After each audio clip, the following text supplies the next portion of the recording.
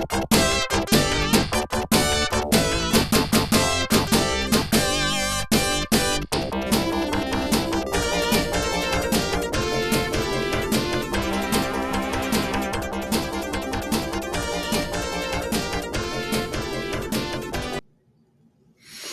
everybody. Welcome to what amounts to topic 1.1 in AP Physics 1. So unit 1 again is kinematics. Here we're going to talk about scalars and vectors in one dimension. I know the 1D kind of got it separated there at the top, but this is what we call one-dimensional scalars and vectors. And we're going to come back and revisit this or this concept later when we talk about two-dimensional vectors. So first thing is first, right? What is a scalar? So scalars are quantities in any kind of math-based science or a math-based topic that is described by magnitude only. So the word magnitude, just think about it, is size. So if I show you a number and say, hey, you travel 20 meters, well, I've given you a scalar quantity. There's no direction to it. It just says 20 meters. I mean, is it 20 meters north, east, west? Did I go in the positive direction, negative direction? We don't know. Okay, here in unit 1, the two big ones are going to be distance to speed as well as time. But we also, we have them everywhere in physics. So energy is another scalar quantity. Power is another scalar quantity. So we're going to see these a lot throughout the year. On the other hand, vectors, right, they're going to have that size, but they're also going to have a direction. So that's what separates scalar versus vector. So instead of saying 20 meters, right, I would say like positive 20 meters or negative 20 meters.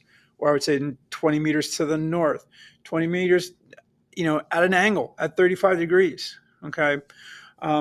Here in unit 1, these are our big vectors. Okay. Position, displacement, velocity, acceleration. But in physics, like I said, we're going to talk about tons of types of vectors. So another common vector or two common vectors are force as well as momentum. So anything that has to have this magnitude and direction. Okay, now it's very specific, right? Also, if I say, okay, 20 meters east, you know exactly which direction I traveled and where you could find me, okay? Now, vectors, we can represent them visually with an arrow. And what happens is the size of the arrow gives us the magnitude. And then whichever way it's pointing, that gives us the appropriate direction. And if you can see here in this little diagram, right? So we give these specific names. So you got the tail of the vector is the kind of like the starting point.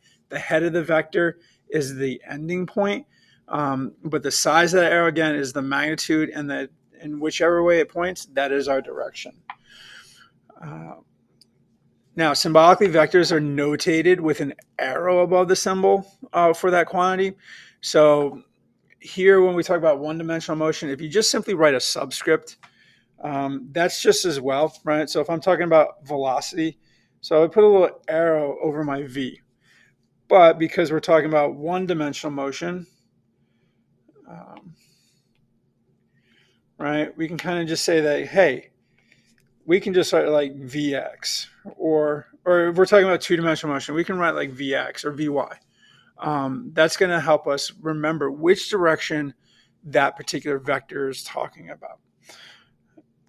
And then finally here, when determining a vector sum in a given one-dimensional coordinate system, opposite directions are denoted by opposite signs.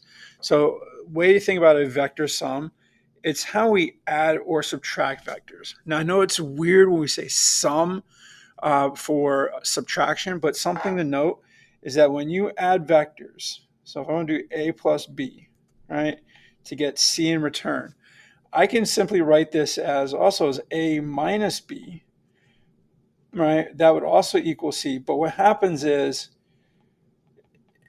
subtraction, right, is the process of adding the inverse, right? So you would flip the vector and then you would, add it in that regards, okay? So very common questions, you would have these headwind, tailwind scenarios. So if you have a tailwind, as you can see in the right-hand picture, that means it's going to push the plane along.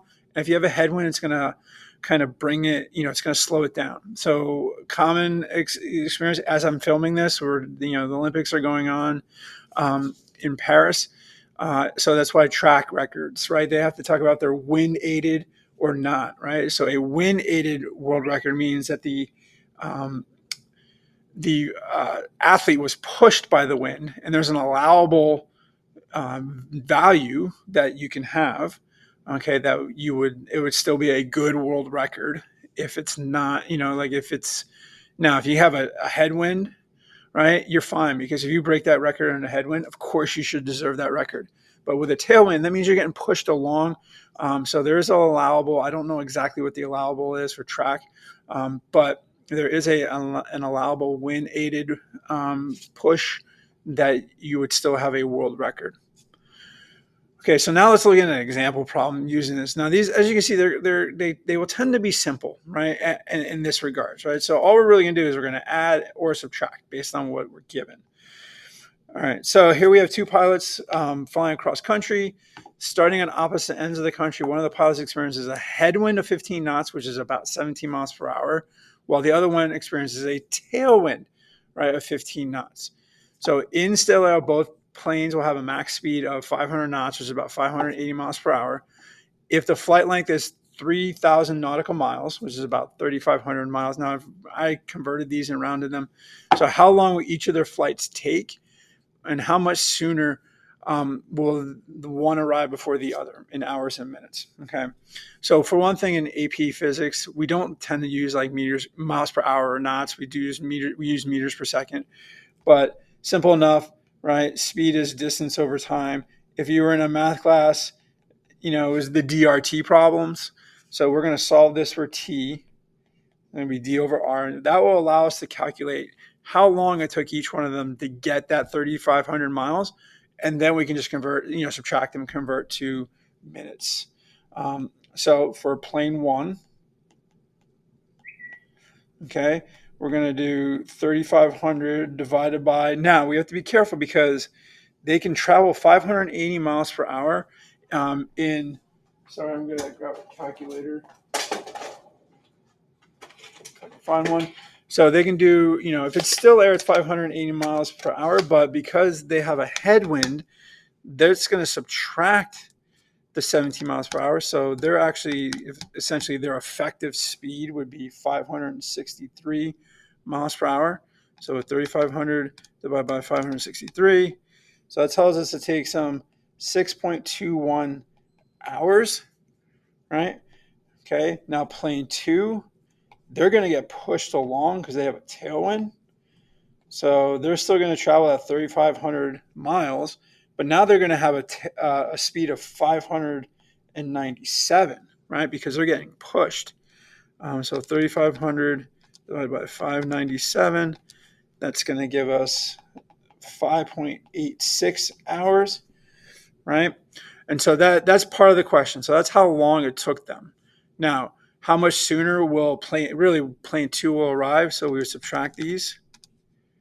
So 6.21 minus 5.86. So the difference in times is 0.35 hours. But if we want to convert that to minutes, we would say 60 minutes in 1 hour. So basically we're going to multiply that by 60 and tells us that they get there, plane two arrives 21 more minutes, 21 minutes ahead of plane one. Okay, so this will end topic 1.1. This, again, scalars and vectors in one dimensional. Now we'll get more into specific physics, terminology, vocabulary, equations. But we need to talk about this one first because this is essentially in that math.